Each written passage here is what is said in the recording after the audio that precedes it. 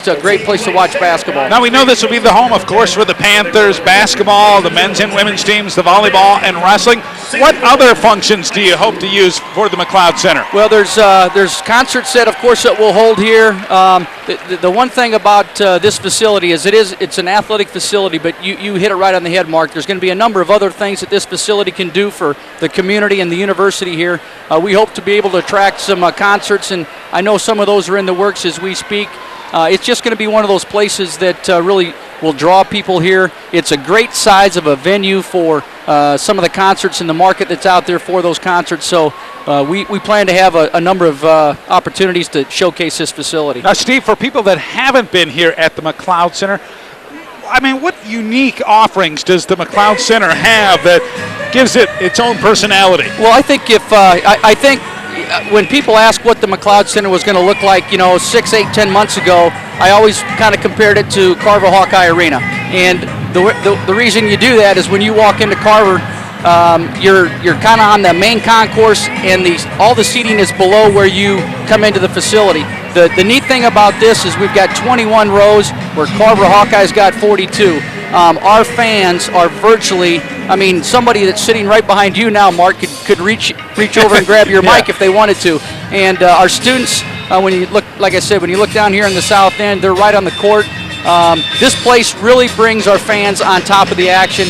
And when we're playing well, which we are right now, hopefully we can maintain, this place gets awful loud. All right.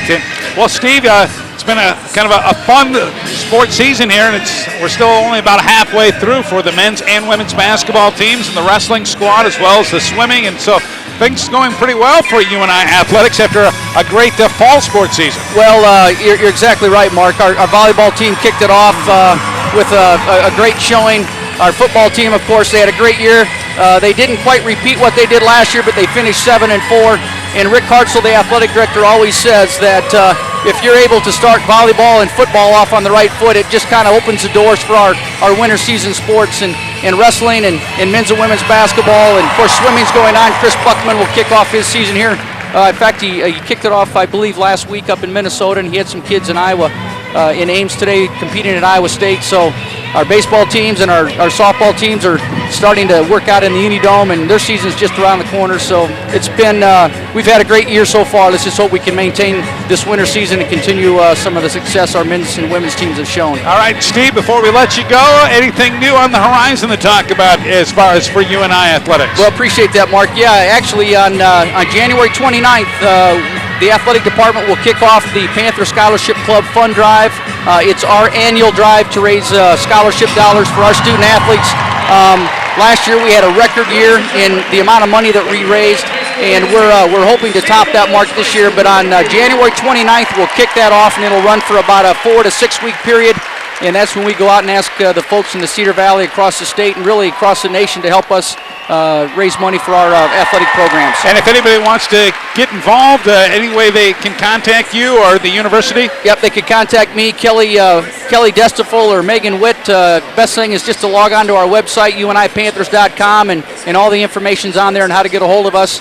And that fund drive is a critical part of our program, so we look forward to getting that kicked off here at the end of the month. Steve Gerhardt, Associate Athletic Director for the University of Northern Iowa, nice enough to join us here at halftime. Congratulations and best of luck, and this is just a beautiful facility. Well, Mark, thanks for being here this evening, and let's get this done second half. All right, Panthers lead by 3 at halftime over Indiana State, 31-28. We'll return with more here from the McCloud Center right after this here on CFU Channel 17.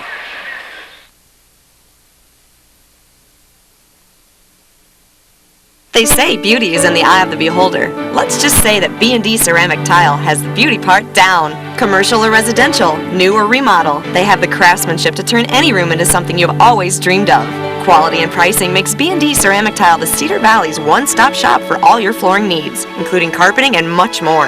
Ask about the Warmly Yours floor heating system, which can be used with tile, carpet, and wood floors. Absolutely no more cold feet. Stop into their showroom or call 226-5494 for a free estimate. Ooh la la, I need my Burrier Spa. Burrier Plumbing and Spas makes it easy to enjoy the relaxing comfort of your own spa.